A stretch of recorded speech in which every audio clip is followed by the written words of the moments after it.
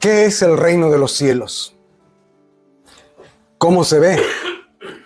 ¿Cómo entra uno en el reino de los cielos, en el reino de Dios? ¿Qué significa cuando le dices a alguien Dios te bendiga? Si tú le dices a una persona Dios te bendiga, ¿significa que será realmente bendecida por Dios solo porque le dijiste? ¿Qué es bendición? Cuando le dices o alguien te dice que Dios te bendiga, ¿qué está queriendo decir? ¿Qué es la bendición? ¿Bendición es que te vaya bonito? ¿Que tengas buena salud? ¿Qué es? Gracias. Esto es bendición. ¿Qué es bendición? ¿Que te traigan agüita? ¿Qué son estas cosas? Hay tantas cosas religiosas que decimos. Hay tantas cosas religiosas que nuestra cultura conoce, entre comillas, sabe, habla, que Dios te bendiga, Dios es amor. Tanta gente que se define como creyente, como cristiana. Pero ¿qué son estas cosas? ¿Qué es un creyente? ¿Qué es el reino de Dios? Alguien que cree es un creyente, pero ¿creer es suficiente? La misma Biblia dice que hasta los demonios creen. ¿Entonces son creyentes? ¿Entran al reino de Dios? Queridos, este es un tema importante y no es un tema de semántica nomás. Mi interés no es que aprendamos definiciones y conceptos. No quiero ser un diccionario, sino que este es un tema que realmente apunta a lo que creemos, al corazón mismo del cristianismo.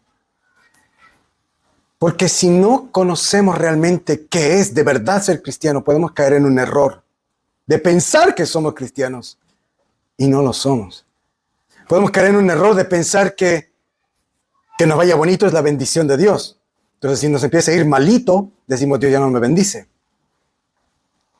Hay tanta gente que se confunde por estas cosas.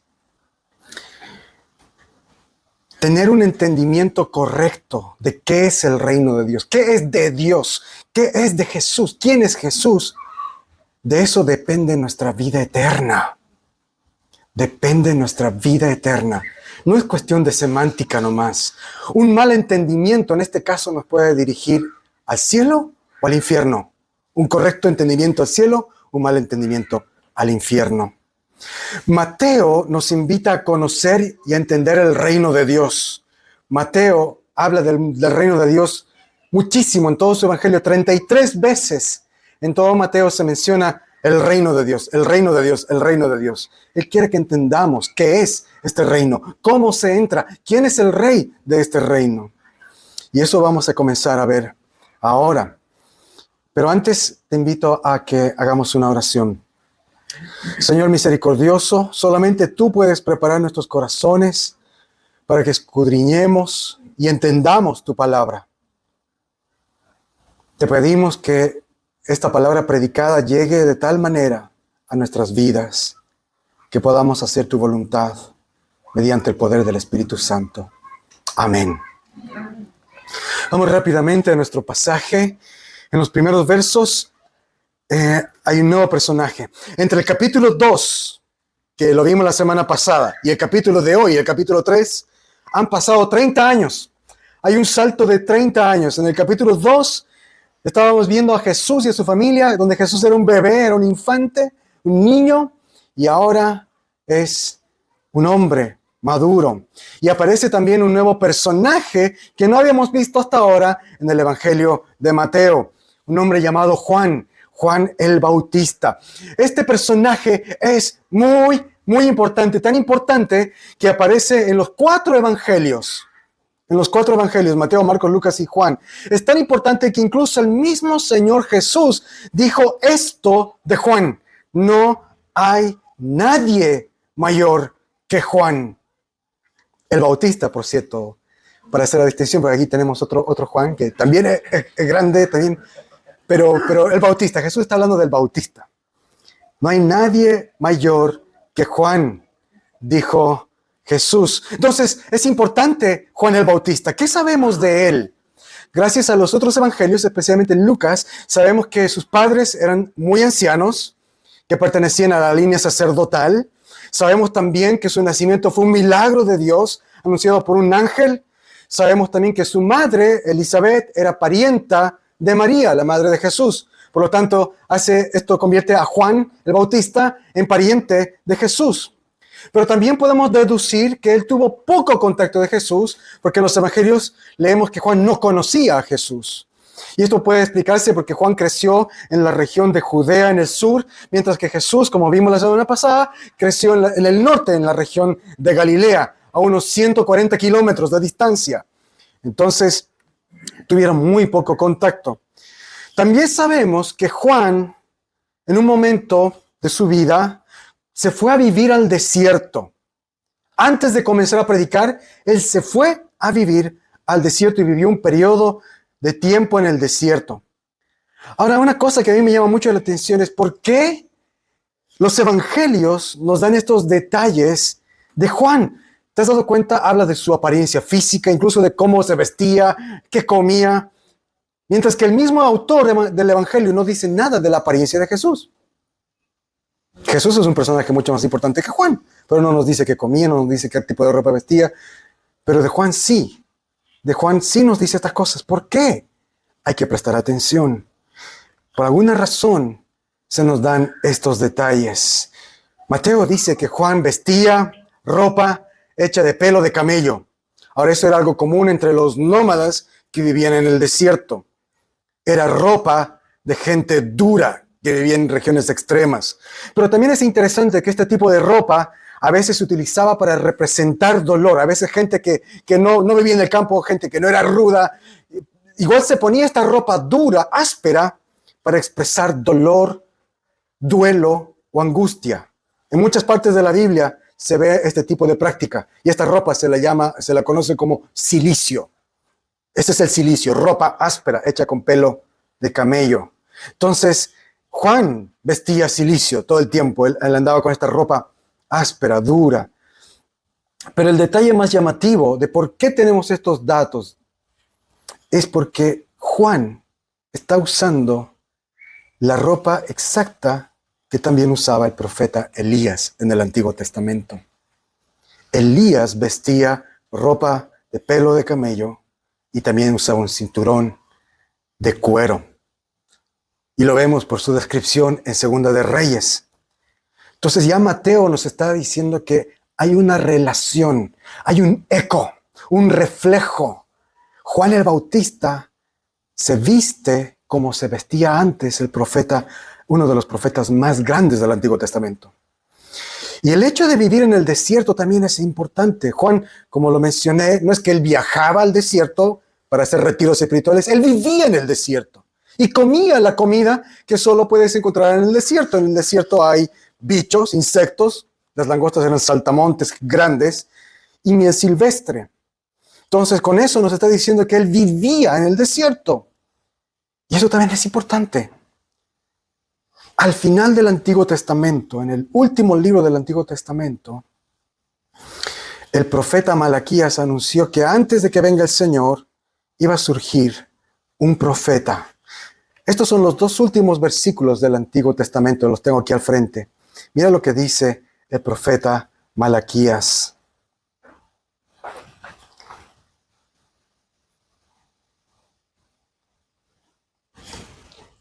Antes de que llegue el día grande y terrible del Señor, yo enviaré al profeta Elías.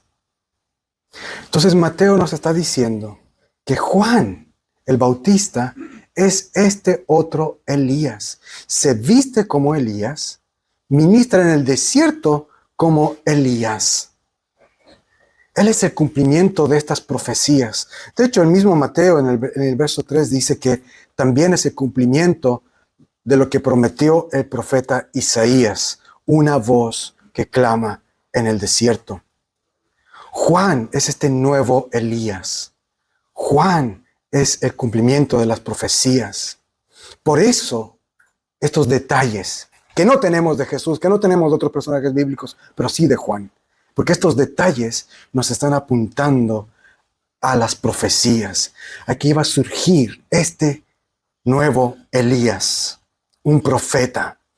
¿Y por qué era tan importante que se sepa que Juan es un profeta? Era muy importante, porque el Antiguo Testamento terminó 400 años antes de que naciera Juan.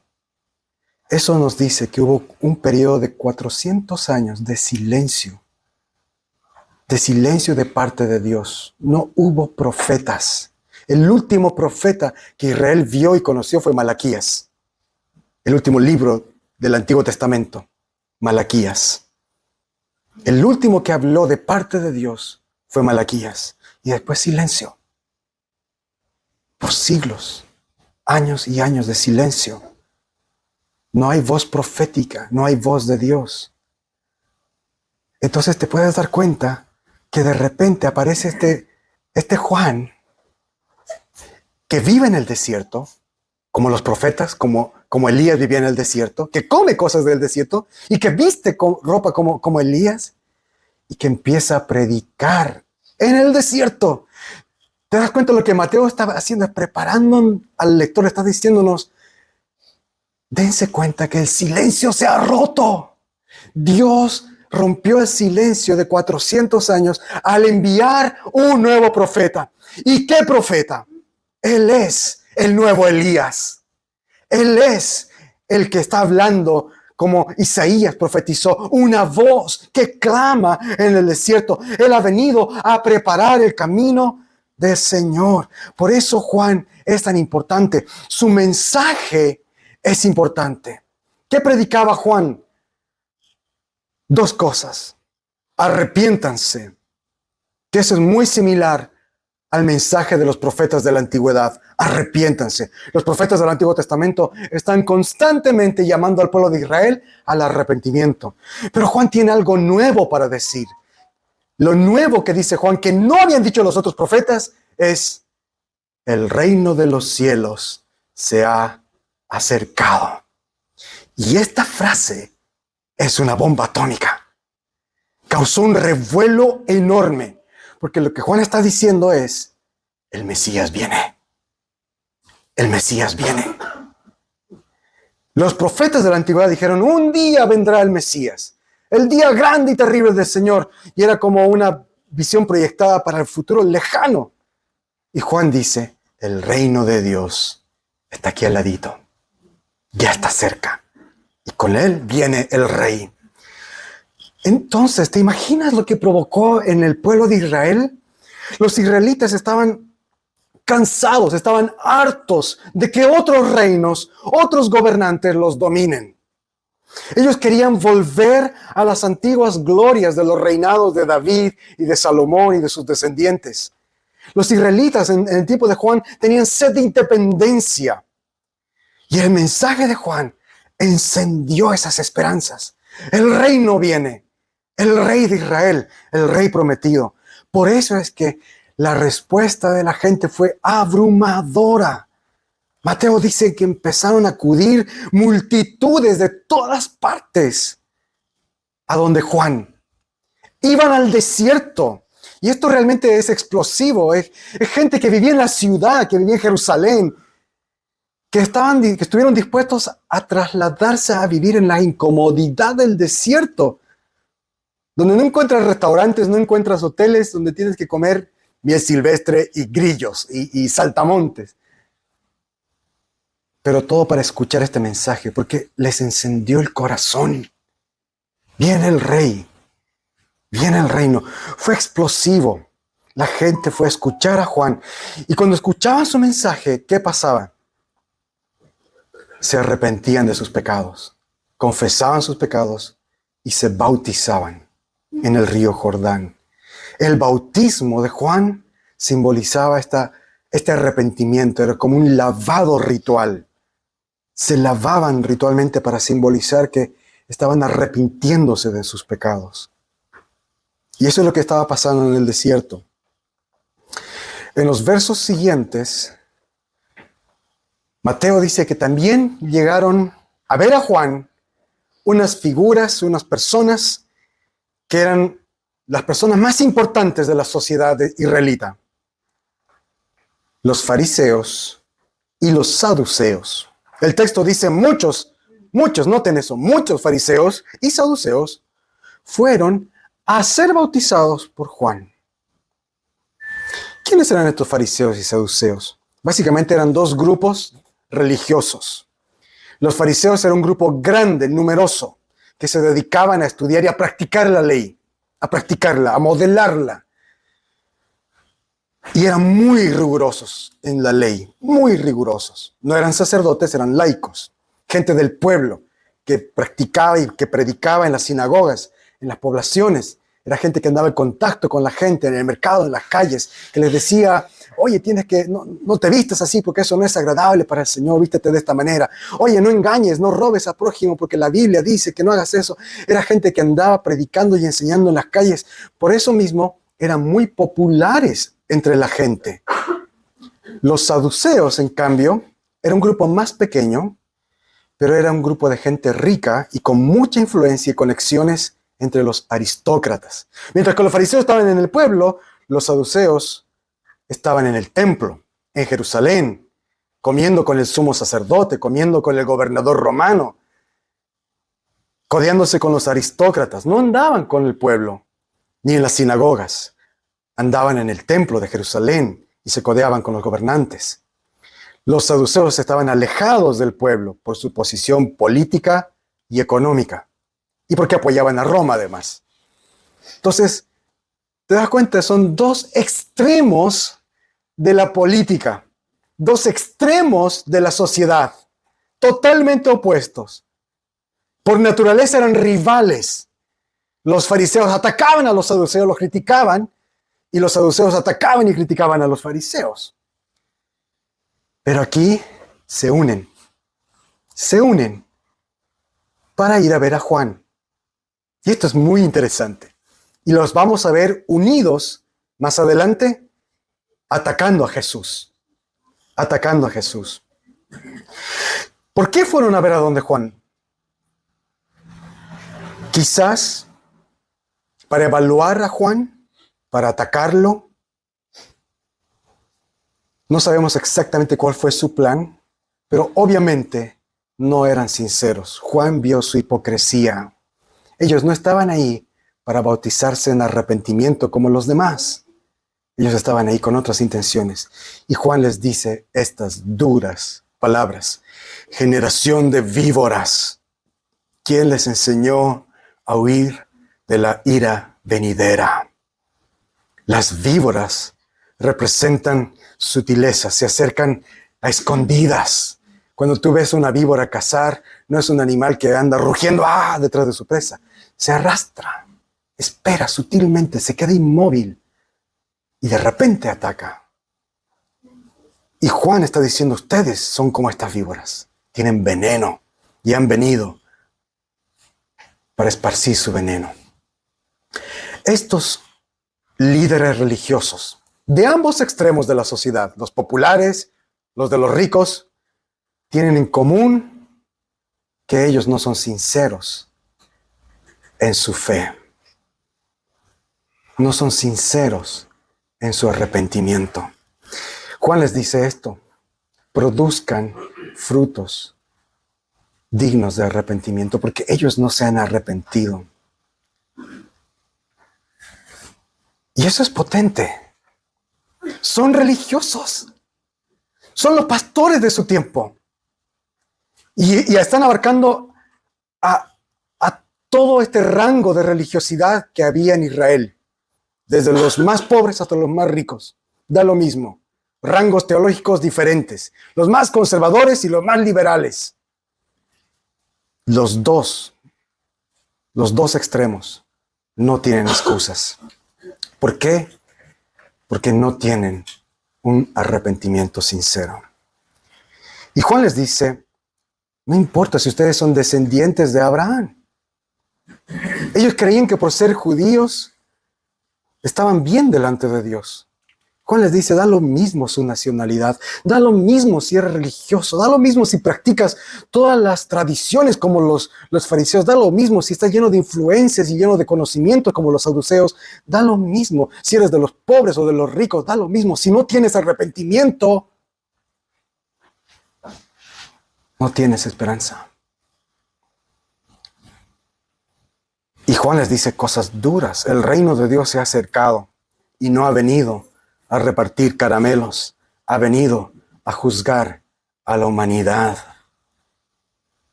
El reino de Dios no ha venido a ser tenanay, ha venido a juzgar. Juan dice que la única forma de escapar de la ira y del castigo de Dios es por medio de un arrepentimiento sincero. Tu herencia religiosa o étnica no te servirá de nada. Es fuerte. No importa si naciste en un hogar creyente, no importa si eres una persona bien religiosa, bien educada, no importa si vives entre los más humildes y practicas acercamiento a los pobres, o si eres de un estrato social elevado y estás codeándote con los ricos e influyentes, no importa. Lo que verdaderamente importa es un arrepentimiento sincero. Arrepentimiento. Y esto es potente porque Juan no está diciendo arrepiéntanse a pecadores, a gente que son criminales, que son abiertamente malvados. Está diciendo arrepiéntanse a los religiosos, a los fariseos y a los saduceos, aquellos que para los demás israelitas eran los más elevados exponentes de la moralidad y de la religiosidad. A ellos les está diciendo, ustedes son víboras, arrepiéntanse. Es fuerte. Juan dice, ojo, que viene alguien después de mí. Yo les estoy bautizando en agua, dice Juan, pero viene alguien después de mí que bautizará no con agua, sino ¿con qué? Con Espíritu Santo y fuego. Y ojo, aquí Juan está diciendo, hay dos opciones. El bautizo, que viene el que está detrás de mí, te da dos opciones. Bendición, sellarte con su espíritu, con el Espíritu Santo de Dios, o juicio, fuego. Muchas veces los cristianos malinterpretan la imagen del fuego, como si fuera algo bueno, ¿no? Mándanos tu fuego, Señor. Cada vez que en la Biblia se habla de fuego, es juicio de Dios, es castigo. Y eso es lo que está diciendo aquí Juan el Bautista. Viene alguien más grande que yo a bautizar con el Espíritu Santo y con fuego. ¿Cuál es el bautismo que tú recibirás? Por eso es que Juan dice en el verso 12 que este Mesías apagó su celular antes de venir a la iglesia. Es buena idea apagar el celular o ponerlo en silencioso. Por eso dice Juan que el Mesías viene para quemar la paja en el fuego. Tiene el bieldo listo. El bieldo es ese como ¿cómo se dice? ¿Trincho? Tridente, como un tridente, exacto. Que usaban, la era era como un cuadrado de piedra con una muralla chica, como de 1 metro, que rodeaba el perímetro de este cuadrado. Y ahí ponían toda la cosecha, los agricultores ponían toda la cosecha de trigo en ese lugar, y luego venía el agricultor con ese tridente, con ese bieldo, y lanzaba el trigo al aire en contra del viento.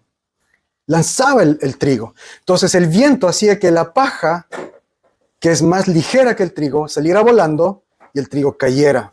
Entonces al final de ese procedimiento, el agricultor recogía el trigo y lo guardaba en el granero. Y luego toda la paja que el viento había hecho caer en la era, la recogía y la quemaba.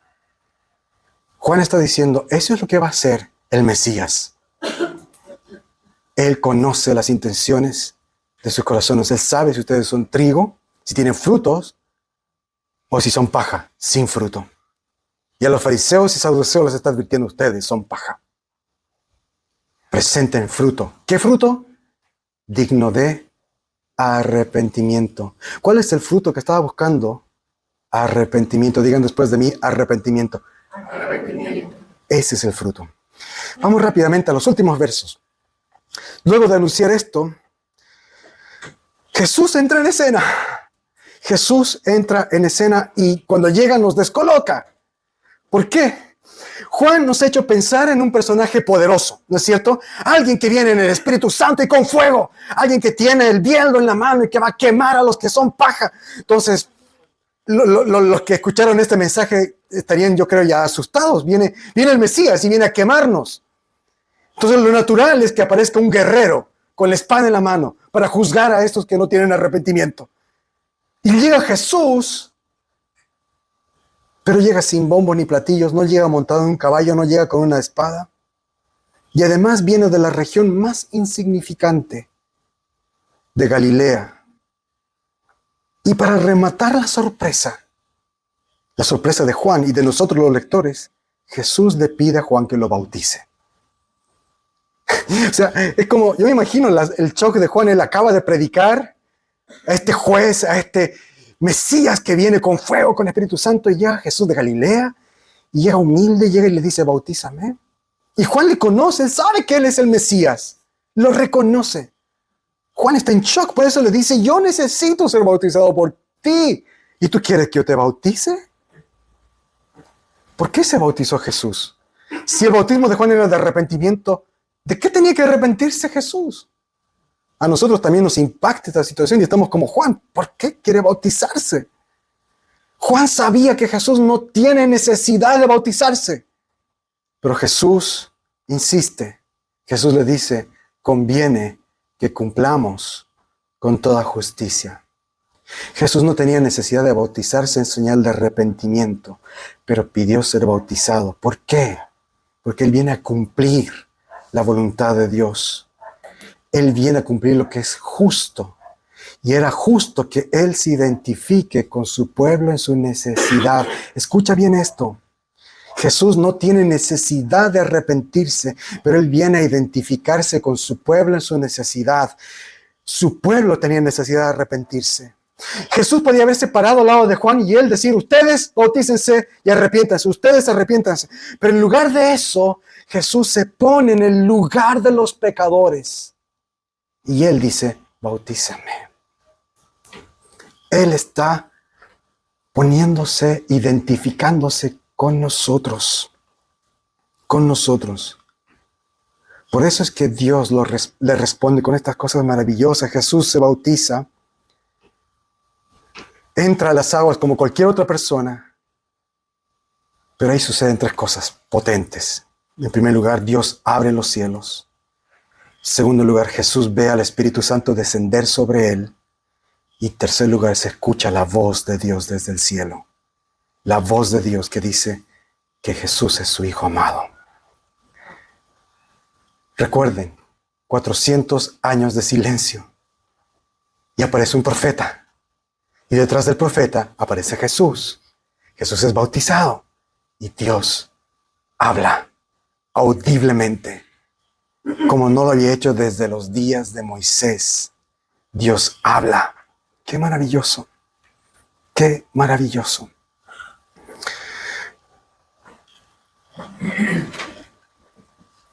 Este Jesús, el Hijo de Dios, Él no necesitaba ser bautizado, pero se bautizó para identificarse con nuestra debilidad. ¿Cómo respondemos a eso? ¿Qué es lo que Dios busca de nosotros? ¿Cómo entramos al reino de Dios? ¿Cómo es que somos realmente creyentes? La clave está en la predicación de Juan. Arrepentimiento. De hecho, Jesús mismo predicó el mismo mensaje. Arrepiéntanse, porque el reino de los cielos se ha acercado. Y cuando Jesús envió a los 12 a predicar, les dijo, ustedes vayan y prediquen que el reino de los cielos se ha acercado. Arrepiéntanse. Este es el llamado de Dios, ese llamado para nosotros. Queridos, hoy día nuestra sociedad, como decía al principio, está llena de retórica religiosa. Mucha gente se considera religiosa. Mucha gente, he conocido gente que están tan celosa en su práctica religiosa que es capaz hasta de medir el largo de la falda de las mujeres para ver si es demasiado indecente o qué sé yo. Son tan celosos en su religiosidad y con esas cosas pretenden que están agradando a Dios. La Biblia dice arrepentimiento, produzcan frutos de arrepentimiento. Así como hay gente que es muy abierta en su religiosidad y dice, no, Dios es amor, no importa, Él perdona todo, Él es amor, Él no se escandaliza de tantas cosas. Hay tanta liberalidad hoy día también dentro de la iglesia. El mensaje sigue siendo igual, arrepiéntanse. Estos dos grupos representan esos dos extremos. Los fariseos eran esos que andaban midiendo con su cinta de medir, que andaban diciendo, a ver qué palabras. Estaban atentos a escuchar cualquier palabra que podías decir, que podía ser ofensiva. Y decir, esa palabra está en contra de tal mandamiento. Estaban atentos para ver si te lavabas o no las manos, si apartabas la 10ª parte de tus granos de arroz para ofrendar a Dios. Estaban atentos a todas las cosas que eran religiosas. Y los otros, los saduceos, eran relajados. Ellos no les importaba, con tal de estar bien, ellos podían favorecer a los romanos, comían en grandes festines, se codeaban con los ricos, participaban de los excesos de los ricos y estaban ahí dorándole la píldora a los ricos. Los dos grandes extremos. Y Juan dice, arrepiéntanse, arrepiéntanse. Podemos ser muy religiosos, podemos ser muy liberales. El llamado del reino de Dios es el mismo, arrepiéntanse. Solo hay una forma de entrar al reino de los cielos, arrepentimiento sincero. Nuestra religiosidad no lo va a conseguir. Nuestra falta de religiosidad tampoco nos va a hacer más felices. Arrepentimiento. ¿Qué clase de reino esperaba la gente? ¿Qué clase de rey? Hoy día muchos tienen sus expectativas, su definición de quién es Jesús. Dejemos que el Evangelio nos muestre a Jesús real, al Jesús de la Biblia, a Jesús que vino para bautizar con Espíritu Santo y fuego. Acerquémonos a Él con arrepentimiento sincero. Amén. Amén. Y prediquemos el arrepentimiento. Predicar el reino de Dios no es decir a la gente, vengan a la iglesia porque te va a ir bonito. Acércate a Jesús porque Él te va a bendecir, porque te va a ir bien, porque te va a sanar, porque te va a ayudar, porque te vas a sentir mejor. El Evangelio es arrepiéntete. Arrepiéntete de tus pecados. Hay perdón en Jesús. Mira aquel que se identificó en nosotros a tal punto que sin tener necesidad de ser bautizado, se bautizó. Sin necesidad de sufrir, sufrió. Sin necesidad de ser condenado, fue condenado. Sin necesidad de ser crucificado, fue crucificado. Mira aquel que nos ofrece el reino de Dios. Arrepiéntete. Ese es el Evangelio. Amén. Prediquemos ese Evangelio. No caigamos en el error de presentar un Evangelio diferente. El Evangelio del arrepentimiento es el verdadero Evangelio. Oremos.